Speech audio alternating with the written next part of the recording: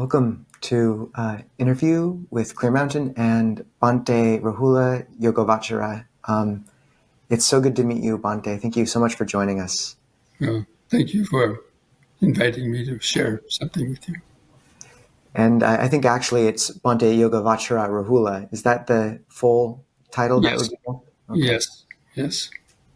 That was an interesting name, getting that name by itself. We'll have to get that story as well from you, Bhante.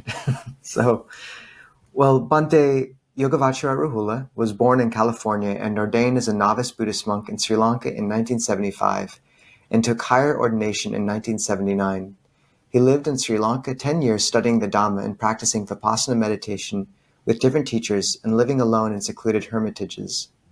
He also studied yoga with Swami Gitananda in South India. His teachings integrate the practice of yoga and meditation. From 1987 until 2010, Bhante Rahula had resided at the Bhavana Society Forest Monastery in West Virginia with Bhante H. Gunaratana, or Bhante G.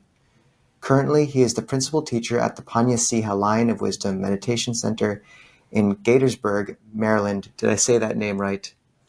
Gaithersburg, yes. Gaithersburg, okay.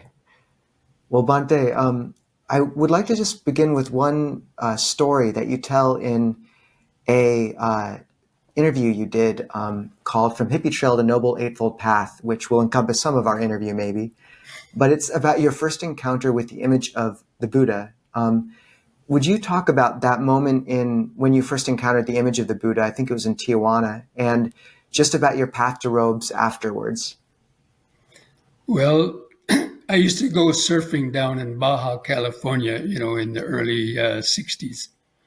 And on one of those trips, walking down the streets of Tijuana, they have a lot of, tourist souvenir shops and, with bulls and carpets and, Mexican handicrafts. But as I was walking by, and I'd been by many streets and shops like that, but something caught my eye and I kind of looked. And there was a golden Buddha, but at the time I didn't know it was a Buddha. There was a golden statue sitting on a higher little table above all these other potteries and blankets and things. And it caught my attention because it was so different than everything else. And it was almost as if it was going like this. And of course it wasn't during that, but that's what it seemed like. So I went and bought it and took it home. And my mother said, "Oh, that's a Buddha statue." I said, "What's the Buddha?" And she said, "Go read it in the Encyclopedia Britannica." Because in those days, Buddhism wasn't known hardly at all amongst the general population and hardly any books available. So I read a little bit about it. But I was, still only about 16 years old. And so it didn't really do much to me at that time. And I kept that statue in my room on a television set that I had in there. And, once in a while I would look at it and, I saw him, it was like he was looking at me and I would turn away like that, because I wasn't, following all the precepts and things like that, getting stoned and so on. So anyway, then after that, I went into the Army and got out of the Army, and I decided I wanted to take a trip to India, because in the Army, I was in Germany as a soldier, and I met a lot of European and American hippies that had been going to India, and they told me a lot of stories about it. And so I got this idea that when I get out of the Army, I want to follow that hippie trail to India.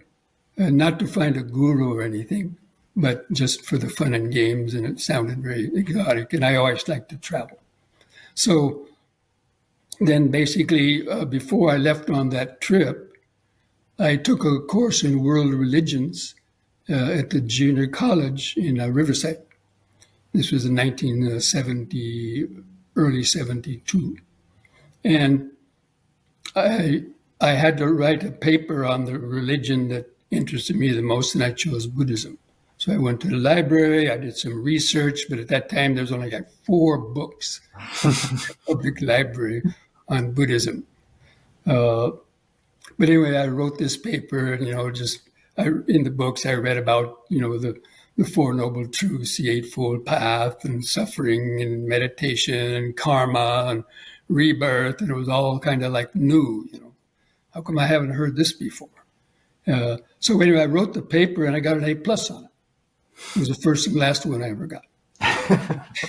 And the teacher wrote on it, she was impressed with my knowledge of Buddhism. But anyway, after that, I was getting ready for this trip, and I didn't pursue it any further because there was no temples around, and there was hardly any books. That was before the bookshops came online, all these bookshop spiritual stuff. And so I basically had forgot about it. And so I went on this trip to first to Europe, and then as the book chronicles, followed that hippie trail to India. But mostly I was getting stoned all the time, most of the time, taking various drugs and so on, as the hippies were known to do, and having a good time. And so it took me about 1.5 years to get over to Afghanistan. And in Afghanistan, I did a foolish stunt. I tried to smuggle some hashish out across the border and got busted. And I had to spend 1 month in an Afghanistan prison, and was lucky to get out with my life. Fortunately, all I wanted was a $500 fine, and I had that money with me that my mother had sent to me in Greece. So I paid the fine, and then continued on to India. And I knew that I had to, get off. I had to clean out my mind, get off drugs, and find some direction. So I wanted to go to Nepal to go trekking in the Himalayas. And on a trek in the Himalayas, somebody sat down next to me, and I was, of course, high at the time. And it was like a deva kind of appeared out of nowhere and sat down and just started talking about meditation. And it just captivated my mind. He was explaining the Goenka, the 10-day Goenka type of vipassana course. And that was captivated my mind probably because of the effect of the drugs. And at the end of that, he mentioned that there was going to be a meditation course in Kathmandu. And something inside said, that's my chance. That's what I have to do. And then this guy kind of got up and just poof, disappeared. And I never saw him again. But that changed my life, basically. And so I went to that course. It was a 1-month-long course. It's very interesting here in the States. If you advertise a weekend course, people even get worried. Oh, my gosh, a whole weekend. Got to keep silence, meditate, and it takes them, a long time to decide. But the guy said it was going to be 1 month. And I said, so what? And you were sleeping on like a bundle of hay or something. It wasn't even like great accommodations, it sounds like. Right. Well, I basically walked very quickly, about 2 days out of the mountains, back to Kathmandu, figuring that the course might fill up before I got a chance to register. So I got in that course. And 2 weeks through that course, it was a Lam Rim course in Tibetan Buddhism. And we were listening to Dhamma talks and reading books. And it wasn't the kind of meditation that most people think about, watching your breath only or doing vipassana or something like that. But it was thinking meditations. But it was thinking about the Dhamma, and it built up. And then one night I had a very powerful experience that just, hooked me on the Dhamma. And I said, that's it. That's all I want to do. And so it led me down to Sri Lanka, talking to people and where I could become a monk and so on. And so that's how I went down to Sri Lanka. and eventually, became a novice. My novice ordination in 1975, as you mentioned. Thank you, Bhante. We've heard this term, the hippie trail, from a number of the teachers in the Ajahn Chah tradition that we ordained in, and you can kind of guess at what that means. I think in your book, One Night Shelter, which really goes into elaborate detail of your experience of that, probably the most explicit and graphic elaboration of that hippie trail that I ever read about before. But you call it, worldwide gallivanting, a free-flowing odyssey. And I thought it was fascinating. I'm actually only about 270 pages into the 350 page third edition, which just ends at you actually taking novice ordination. So it's a little bit strange. You're still so much a hippie in my mind. And of course, this was 45 years ago or whatever. But in the beginning of that, Bhante G, Bhante Gunaratana, the beloved teacher who's in his late 90s now, of Bhavana Society, he wrote the introduction, and he wrote talking about you, his teaching of Dhamma is based on his own personal experience with sex, drugs, rock and roll, and self-centered behavior. Transforming a chaotic life into a regular one is very difficult, much less turning to the religious and contemplative path. Could you explain more about that shift, maybe more about the experience that you had at that experience, or on that retreat with Lama Zopa in Kopan, and what that experience was like, and how it allowed you to shift from this, quote, chaotic life into, not just into a normal life, but really almost skipping the step of a normal life and going from chaos more to a spiritual, really a devoted life? Well, I didn't really know anything about Tibetan Buddhism, going into that course. And to me, I just, the idea about wanting to learn how to meditate, that was the main thing. So I didn't really know what I was getting into. But the mind was so one-pointed, and I don't know where it came from. It just came up.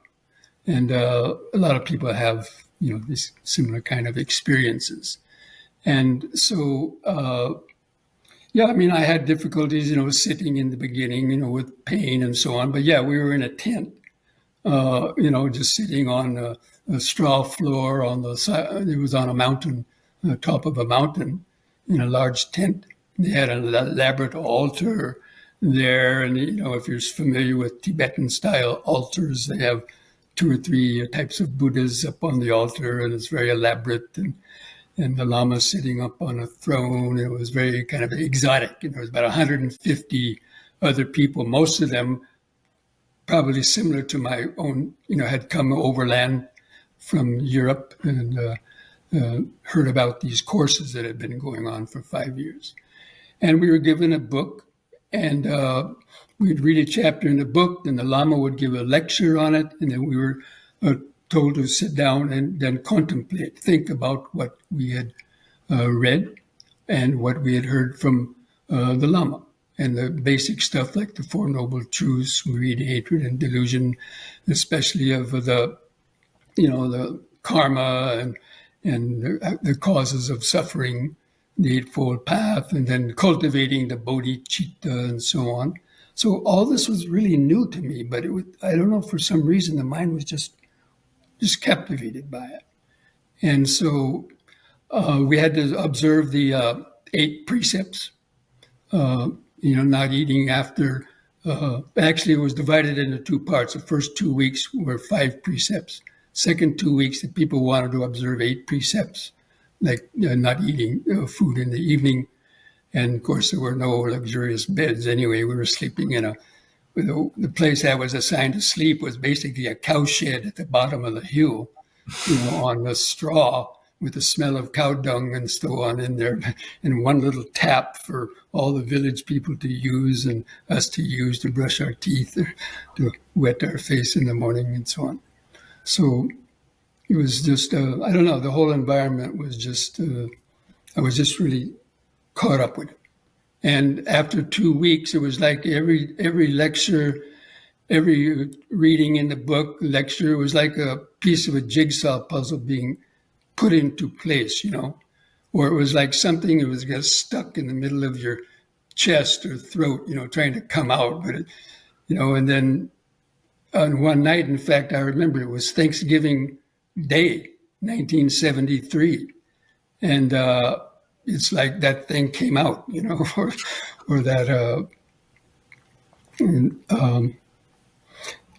yeah, it came out. And I can't explain exactly what it was, but it was just, I couldn't even, it was just so powerful. I even wrote down in my book, today is Thanksgiving Day, 1973. Today is the first day of my life. Today I'm reborn. I actually wrote that down.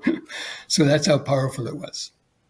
And so the last 2 weeks, it was just more, intensive meditation. And then that's when I started doing the yoga, because after the first few days, of course, I had a lot of pain from sitting, and I wasn't in good shape, in terms of exercise and so on. So in the break after lunch, there was a few people doing some yoga exercises out behind the meditation tent.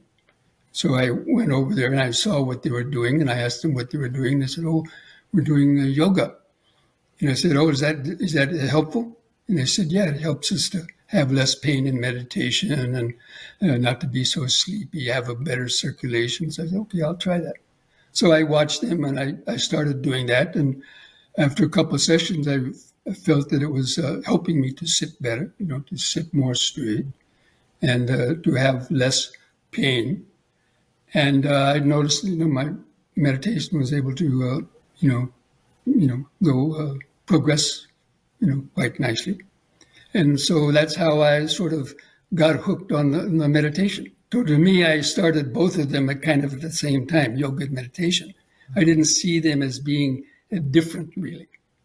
But I was doing the yoga not for the yogic philosophy, but for the benefit of learning how to do, deeper, slow breathing and the bending and stretching to loosen up the joints. And that's why later, before I ordained as a monk, I went to a yoga ashram in India and stayed for 6 months with a yoga Swami Gitananda, and was learning that in a more, intensive way. And so then that's how I continued to do that afterwards, and after getting ordained. And that's how I sort of integrated that practice. And that's also how I got my name, this Yogavachara name. Mm. Do you want to hear that story? Yes, please. So in the yoga ashram, at the end of the 6-month course, the Swami Gitananda, he asked people if they wanted to get a Dharma name. And so I said yes. And he had a little formula that came up with because of my birth date, it should have 2 syllables in it. And he knew I was leaning toward Buddhism because he was actually wanting me to become his disciple, become a Hindu, a yogi monk with him, sannyasi. But I had already decided I'm going to become a Buddhist monk. So he gave me 2 options. Oh, then you can take the Dharma name of Rahul or Arjun. Now, Arjuna, from the Bhagavad Gita. And then I said, Rāhula. But in India, in Sanskrit or Hindi, Rāhula, they call it just Rahul. So when I went back to Sri Lanka, getting ready to ordain, the teacher says, "Oh, we need to think of a Dhamma name for you." And I said, "I have one." This was Venerable Van Gisa, the Tapavani. And he said, "Oh, what is that?" And I said, "Rahul." And he said, "Rāhula, yes, son of the Buddha. That would be a good name for you." And then he said, "Well, we have to there's other monks with the name of Rāhula." So usually the monks in Sri Lanka, they will take the name of their village before, like Henapola Gunaratana. So he was from a village called Henapola. So my teacher wanted to call me California Rāhula. Riverside. No, I don't want to be called that. So then he knew I had gone to India, and he knew I was, practicing some yoga. He actually asked me to teach the younger monks there at the monastery some yoga. So he thought, oh, Yogavachara, that would be a good name for you. Yogavachara Rahula. So it's had a nice little ring to it, and it kind of fit my style of, practice. So anyway, that's how I got the name. It does speak to this, perhaps one of the most unique aspects of your teaching is how you do really emphasize the body and work with the body. You mentioned that meditation is 50% the body, 50% the mind. And I know you often will recommend people actually do yoga or something for like 15 minutes before meditating for, say, 40, something like that, or some ratio. In all my retreats, that's what I do. I lead them to about 15 minutes of about 5 or 6 stretches that I feel are really gonna. So you have a good sense of body sensation. You activate the cellular vibrations in the body, so you have something to feel. And also you're doing deep, slow breathing, which has an effect on the nervous system of calming the nervous system and flooding the body with oxygen.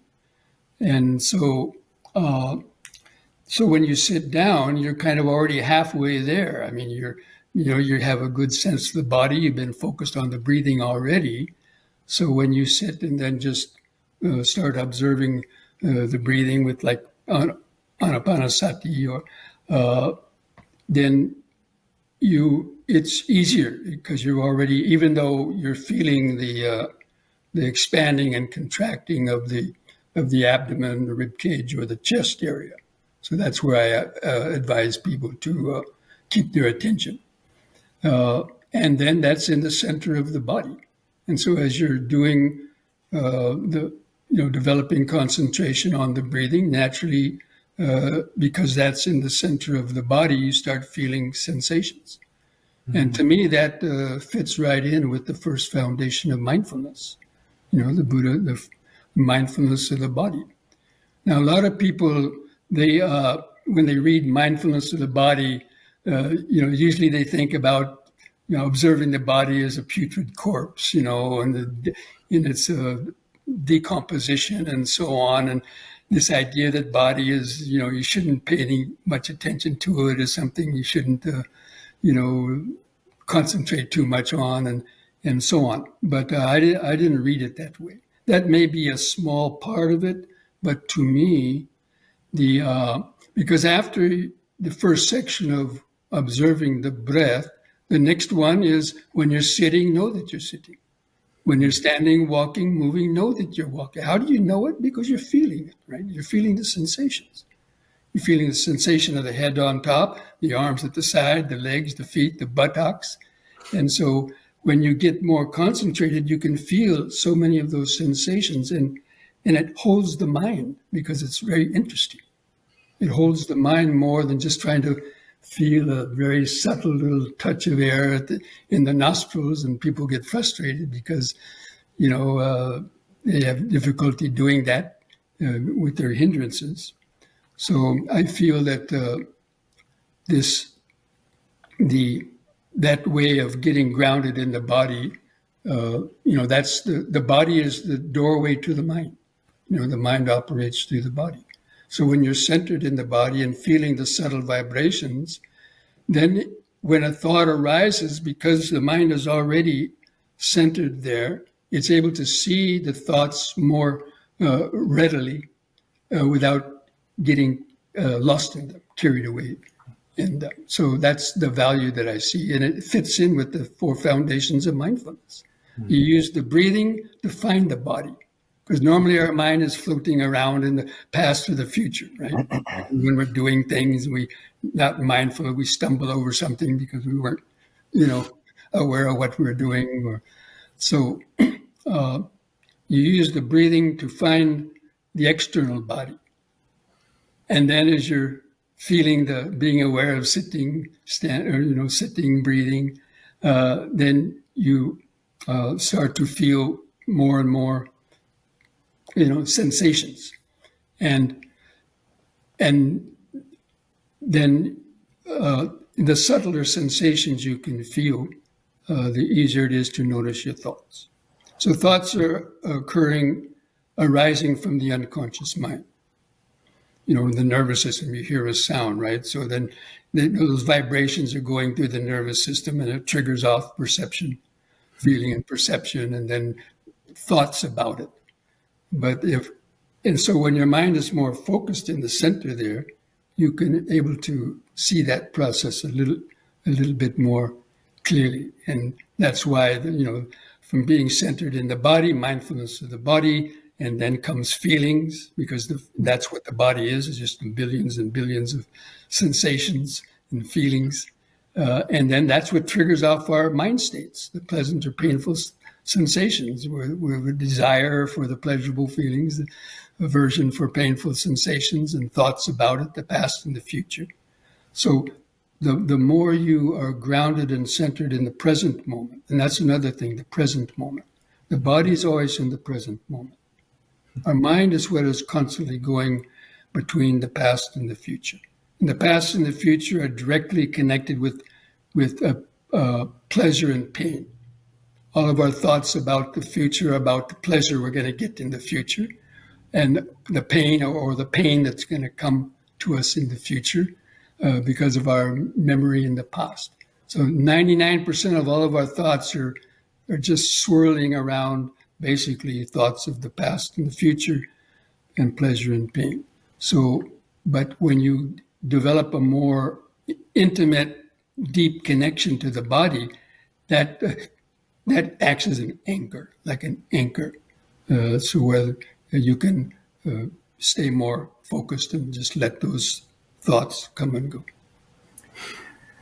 Bhante, I'm curious if you can say more on this topic of the body, maybe specifically any advice that you might have for people who are modern day hippies who feel like they're utterly in touch with their body, like they're exploring drugs and having illicit or multiple sexual partners and feel like they're very embodied, and that's exactly why they're pursuing these drugs and other experiences. And just having gone further down the kind of sensual rabbit hole, so to speak, than I did, I'm curious, you must have people who have similar resonance, maybe who read One Night Shelter as you wrote it and are coming from that background, but trying to, as you did and as you described, shift into this more subtle experience of the body. And I'm curious how you would advise them to do that, because it is kind of giving up a more coarse pleasure, as you were speaking about, for something that's more subtle in it.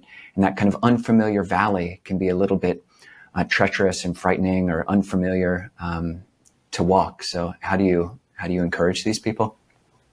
Well, by, in the meditation instructions I give, that's why we do some yoga first and deep breathing, because, people like to do some exercise, they're feeling doing something, but as they're doing that, they're feeling, these, it triggers off, waves of sensation and so on, especially if you do it in the way that with coordinated body movements and deep, slow breathing, it generates more of a kind of a powerful flow of sensations. So, and it's very pleasant. A lot of them are very pleasant. And also even deep, slow breathing, holding in the breath for a few seconds. Hardly any teachers ever tell you to hold in the breath, but I encourage people to do that, because you squeeze out every oxygen that you've breathed into the lungs, getting out to the bloodstream, and you can feel that if you're more focused. So by doing that, you can gain the first jhana, even doing that kind of a thing. So you're getting piti and sukha. And so when you develop mindfulness of the body, and not only just in meditation, but that's why I encourage people to practice what is called the M&M. The M&M is a small candy, right? They're small and sweet. Well, there's a meditator's M&M. It's a minute meditation or a mini meditation. So it's a specific practice that whether you have a beeper on your watch, but anyway, you try to stop every hour for 1 minute. And just stop whatever you were doing, that push to the future. Take a deep, slow breath hold the breath in for a few seconds, because when you're holding in the breath for a few seconds, you can't think about anything else. It takes all of your effort and concentration to do that. And it's such a pleasant feeling. And then you let out the breath and you'd have forgotten what you were thinking about before, or what you were about to do. And so you do that even just 2 or 3 times is already a minute. Or you just simply come and just remember standing, breathing, or sitting, breathing, the present moment. So, the body is always in the present moment. And that's why just remembering what it's doing, keep your attention there. And look, we have to carry this body with us 24/7, 365. The last number, we don't know yet how many years we'll live, right? But anyway, if you have to carry the body around with you 24/7, 365, why not use it for something useful? Something really beneficial. That means helping to keep your mind in the present moment more. And experience the pleasant sensation, because they're always there once you train yourself to tune into them. And that's why a regular yoga practice where you're keeping the joints flexible and the muscle tissue is being stretched so the oxygen can get in there to all the little nooks and crannies of the body and charge them up with oxygen, then you have a more feeling of aliveness. So, and that can be done because anybody could do it. Stop once an hour for a minute, or anytime you think about it, or even just the 30 seconds. But developing the habit to always come back and just reminding yourself, yes, sitting, standing, walking, and just feeling the clothing touching the outer skin. All of those are present moment sensations. So, and that can be done because anybody could do it. Stop once an hour for a minute, or anytime you think about it, or even just the 30 seconds. But developing the habit to always come back and just reminding yourself, yes, sitting, standing, walking, and just feeling the clothing touching the outer skin. All of those are present moment sensations. And they're always available. All you have to do is just pause just a second and boom, it's there, We have 150 or more pounds of flesh and bones, half an inch beneath your nose. Well, rocket science. But just remembering to do it, that's the problem. That's why these apps, they make apps, or you can train your watch or something to beep in a special way that you'll remember how you hear that. Oh, yes, stop what you're doing. And freeze, just take a deep, slow breath, come back to the standing, the here and now. Touch base with those subtle vibrations. And you can do all that in a minute, or even less once you, train a little bit in doing it. But you like to do it because you see the benefits are very good. And it helps to close the gap between longer meditations. When you go on a meditation retreat, most teachers say, try to sit twice a day, once in the morning, once in the evening. Yeah, but what about the 10 hours in between? So this is a way to help bridge that gap between the longer meditations, or if people are not doing only one meditation a day or even a 30-minute meditation a day, that's not enough to really overcome or counteract all the negative stuff that we accumulate at the other times. One thing, we do have a community member who says he thinks yoga is the setting that's mistaken itself for the jewel, but it's such an important setting, for the gem, in the sense of like a way to hold practice. And for me, hearing you talk about the importance of cultivating mindfulness of body, that was a turning point for my practice when I started to practice some Tai Chi and actually using cold water actually a bit as well. Strangely enough, that was very helpful for me. But for me, the real challenge wasn't remembering to do it. It was making it pleasurable. Because, I could use willpower to try to bring myself back once every hour, or to try to bring myself to the body at the beginning of meditation. But without the skillful means, like that deep breath that's held you just gave, it was just an act of will that was fairly dry. And so I love that skillful means of the deep breath that's held for that minute. Would you have a similar, like very concise piece of instruction for those listening around what to do for those 15 minutes before the sit? Like something they could take right now, like here's a way of breathing or a set of postures you could do that will help your meditation for someone who's not deeply familiar with yoga. Well, actually, I made a video of that, and on my Wednesday evening Zoom programs, I do it every week. After having a Dhamma discussion for 30 or 40 minutes, then we stand up, and first I just have people stand and take a few deep breaths and just develop this mindfulness of breathing in, letting go of the past and future. Hold the breath in a couple of seconds and breathing out, standing here and now, doing that 4 or 5 or 6 times. And then we do these series of about 4 or 5 stretching exercises from the standing position. They're not that difficult, but coordinating it with the breathing, where you do the movement, like raise your hands over the head while breathing in. And you hold that position for 2 or 3 seconds. And then on the out breath, you return to the starting point, and you repeat each one 3 times. And then pause for a little bit to feel the sensations generated by that.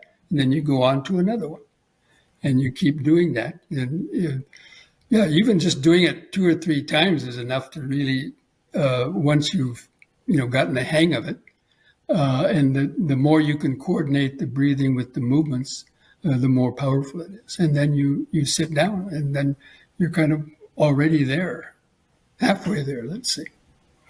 So, I do have made some videos for that called Morning, Evening Yoga, or just the ones that I do on the Wednesday evening, of my YouTube channel. On our website, we have a YouTube channel. And, We'll link to those in the description of this video for people. Yeah. Okay. Bhante, from 1987 to 2010, you lived at the Bhavana Society Forest Monastery with Bhante G, Bhante Gunaratana. Could you talk about when you first met him and any major takeaways? What was it like living with Bhante G? He's a legend. So I would love to hear your experience. You lived with him for a long time. Well, I first met Bhante G in 1977 when he was still working on his PhD and attending the American University in Washington. And I had just come back from Sri Lanka after my ordination, after a couple of years, to visit my parents. And so I stayed at the temple, and I met him there, although I only stayed a couple of days before I had to leave. But and then I met him again as they had just bought the land for the Bhavana Society, and I read about it in a magazine. I think it was the Middle Way magazine from England, saying that Bhante G and a group of Americans had bought some land in West Virginia and starting a forest monastery. And this was in about 1985 or 86.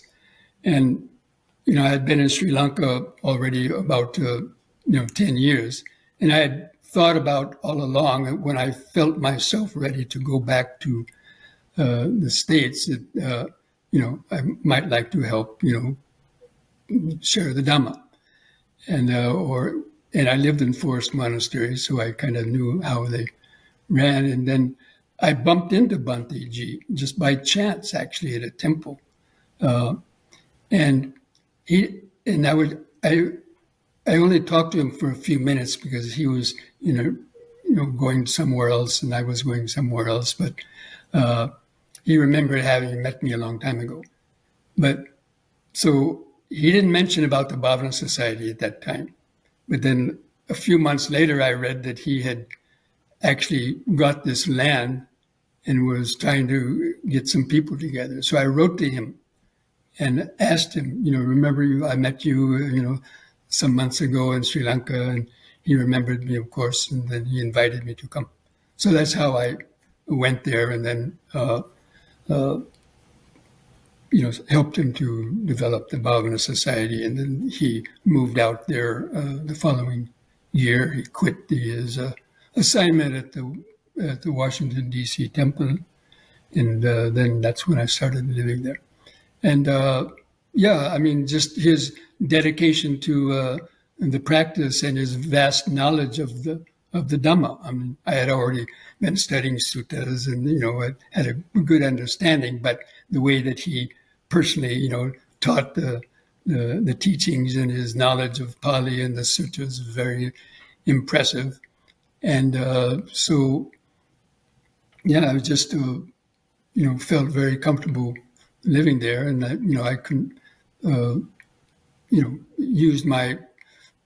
helped him to develop it in a physical way, like in the developing forests, the kutis, and starting to build some kutis and so on. And so we interviewed him and just was so astounded by this. It's so rare in the West to meet you never really do, to meet someone who's been in robes since they were 12 or 13 and is just encyclopedic memory of the suttas, and just it was quite meaningful. So it's really a pleasure to meet someone who was with him for so long. I did have one other, first actually, are there any other stories or impressions you had of him from living for that time? I have a question about the breath, but I don't want to leave that subject too quickly. He's, he can sit longer than almost anybody, and he used to come in early morning into the meditation hall before anybody else was in there, and he'd be, sitting like a stone statue, and, all the way through, and even in his advanced age also. And so that was very, impressive as well. And his equanimity, that even when people did even when I made some mistakes, and one time we were cutting down cutting down a tree, and it fell the wrong way onto the building, and he kind of looked and kind of just didn't. Somebody else would have got chewed out during that. He kind of sloughed it off, didn't say anything about it. So there's a great degree of equanimity, and just his commitment to the teaching and so on. Well, speaking about that equanimity, I kind of wanted to speak about the introduction to the path of meditation as this using the body as an anchor, and kind of the deeper depths of that water, which you can get to, where the equanimity and the still currents are. You spoke about kind of how you put the anchor down with these body practices and yoga. But then you also really talk about breath as kind of this life energy and vitality, prana, and also about this descent into these more and more subtle vibrations where first there's the external world, then you kind of shift into this internal bodily awareness, and then even that begins to fade, and you're left with just sensations in space, and the sense of self really dissolves, which definitely maps onto kind of this progression through the 16 steps of mindfulness of breathing, where you're progressing into more and more subtle places. Would you talk about, though, like, how do you, to keep on with that analogy in an imperfect way, how do you dive down alongside the anchor? How do you get to deeper and deeper levels once you've sat down with the breath as your anchor? Well, by feeling the body, you feel the external contact points, like your buttocks pressing the seat, the hands touching together, clothing touching the skin. So you keep the attention on the outside of the body long enough, but then you start feeling subtler sensations underneath that. Like maybe the blood pulsing in your arteries, or the heartbeat, or some other little waves of sensation. And you keep on feeling subtler and subtler and subtler. As you tune into one level of subtle sensation, then you'll pick up on the subtler level underneath that. You stay with that, and then you pick up on a subtler level underneath that. It's like feeling the cellular vibration. Then maybe you're feeling a molecular vibration, and then maybe the atomic vibration, then maybe in the vibration of electrons. I mean, this is just, which could be, because that's what this body is. The body is just, that's what the body is made up of. Billions and billions of cells, molecules, atoms, and electrons. And that electron is, to me, is awareness. Electron is energy, it's a life force. And so it's like that. You just keep on letting the mind, it will happen naturally because you're getting concentrated.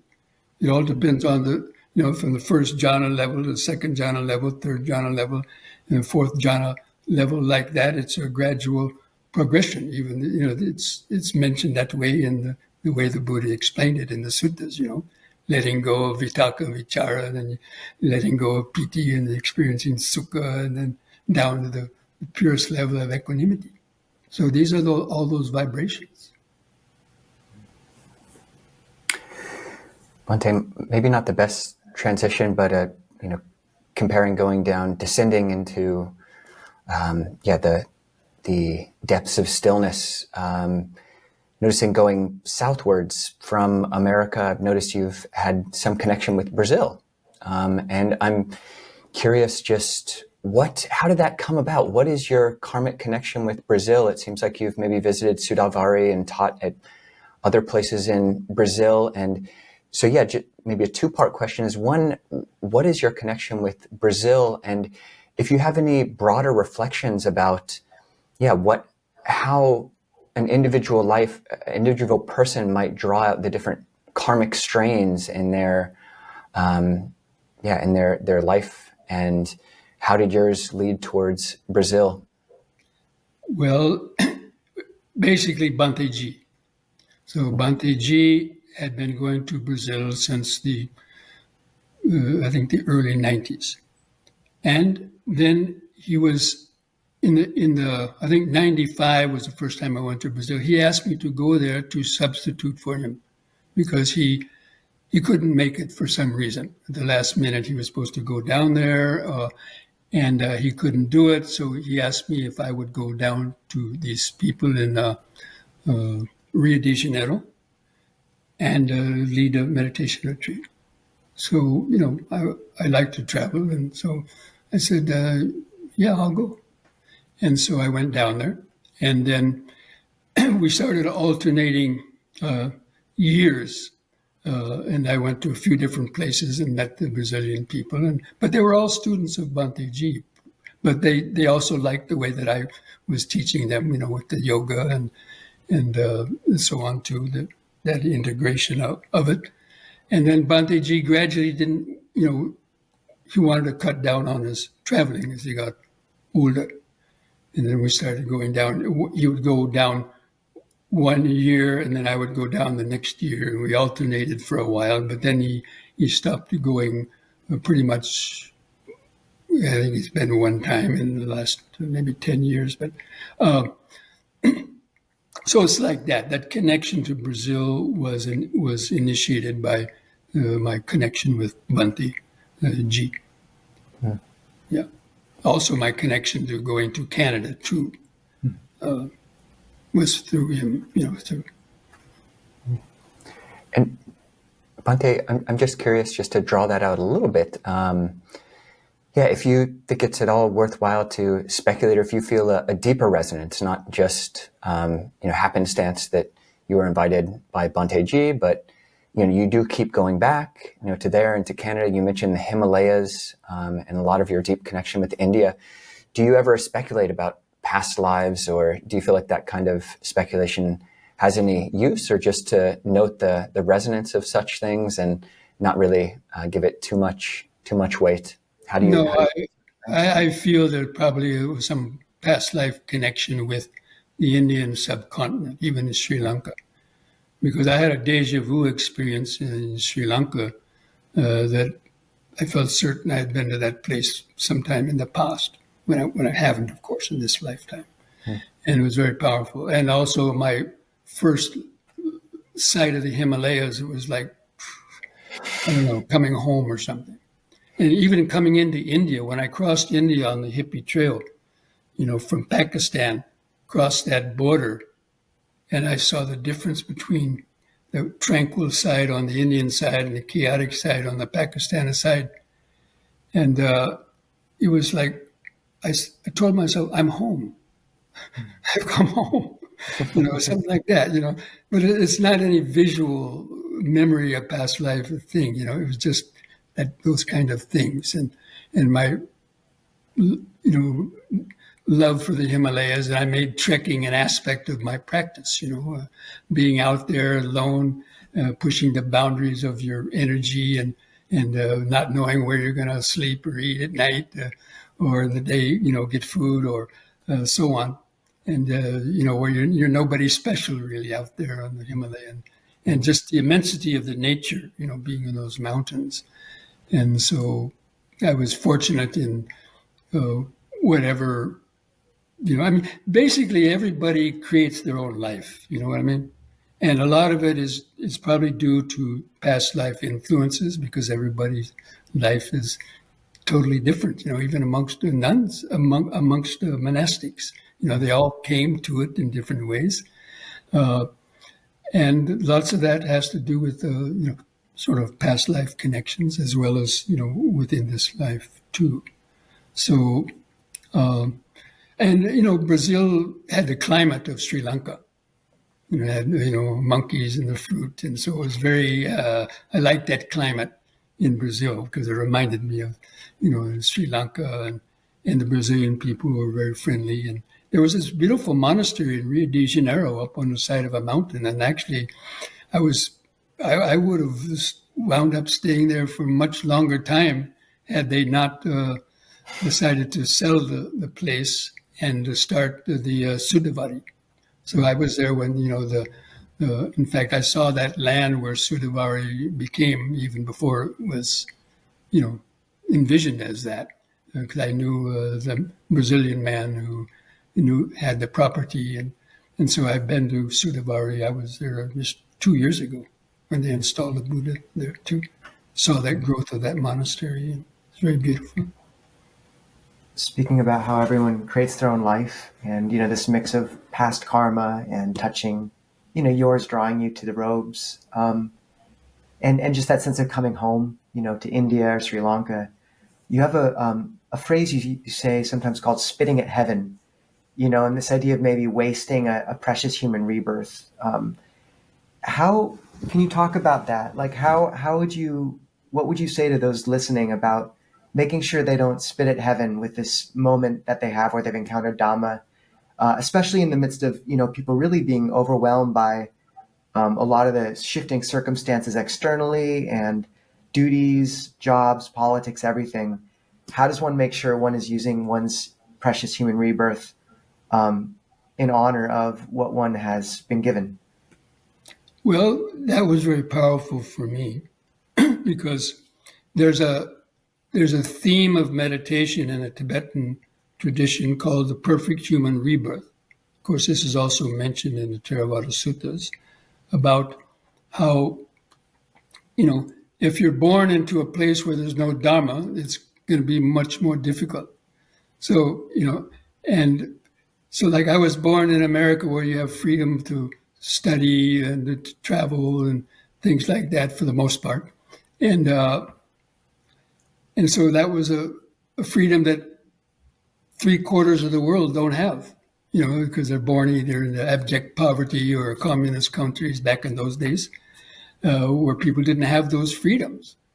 And then having parents that allowed you to, go and do things like that or help to support you, and having the, the level of intelligence to understand the Dhamma when you heard that. And I realized that I have all these things, all these conditions, and to deny it or just to go back to hedonistic living, it would be like spitting at heaven. That's where that phrase came from, but it's contemplating that. That's what I liked about the Tibetan teachings. That was a very powerful meditation. And even, 1 hour sitting, you just think about that. You go through all these 10 receptacles of the perfect human rebirth and realize, yes, I have most of them. And how did I get that? I don't know, but is it sheer luck? Is it the karma? But not to waste it. That's especially if you get a deep glimpse of the Dhamma, that you know that's the truth. So that's what I always used to reflect on anytime I saw the mind starting to get go places where I shouldn't, come back and reflect on that.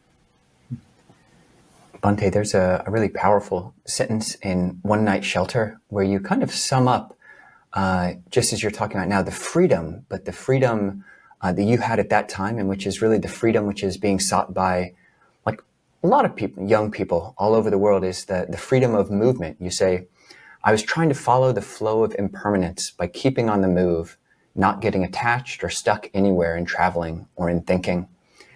And so you did that, and you did it like to a degree which is much more than most people do this, the freedom of movement which you exercised. But then you ordained and you lived at Bhavana Society after, some period in, you lived at Bhavana Society for 20 years, and now you're at the Lion of Wisdom Monastery, and it's more the freedom of stillness, the freedom of non-movement. And I'm curious if you could compare this shift from your really fervent and exercising of this freedom of movement versus moving into this freedom of stillness and just staying in one place. Well, the movement is there to facilitate reaching to that place of being contented, because it's like I've been there, done that, right? So the interest now, all those different things that I did, in fact, that's the meaning of One Night Shelter. That title of that book came up from a Zen story of a Zen monk who had traveled to different monasteries and wanted to debate the abbot of the monastery. And even if that monk beat the abbot in a debate, he could only stay one night, not to get attached. Think, I'm a great monk, I should take over this monastery. I said, no, next day out, go. So it's a symbol of impermanence. That everything we do, everything that we, you're a baby, then you're a toddler, then you're a Boy Scout, then you're a teenager, then you're this or that. And every experience we've had only lasts a short time, and then because of impermanence, it changes. And the whole life for everybody is just a continuous flow of changes. And if you flow with it, that flow, if you don't resist it, it'll take you to where you need to get. And so that's what I was using it like that, I think.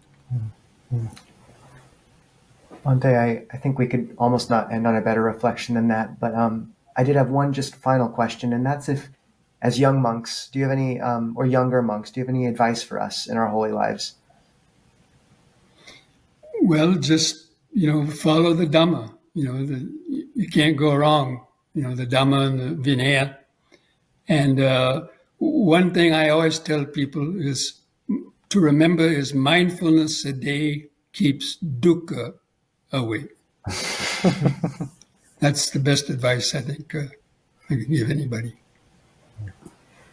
Thank you so much for joining us, Bhante, and taking the time. You're one of the most senior Western monks in the U.S. and in the world, and we really don't take for granted the dharmic ground which you all have been clearing for the rest of us. So just thank you, and thank you for joining us. And maybe someday we'll get you in Seattle for a visit. So. Okay, well, thank you. All the best to you. Thank you. Namo Buddhaya.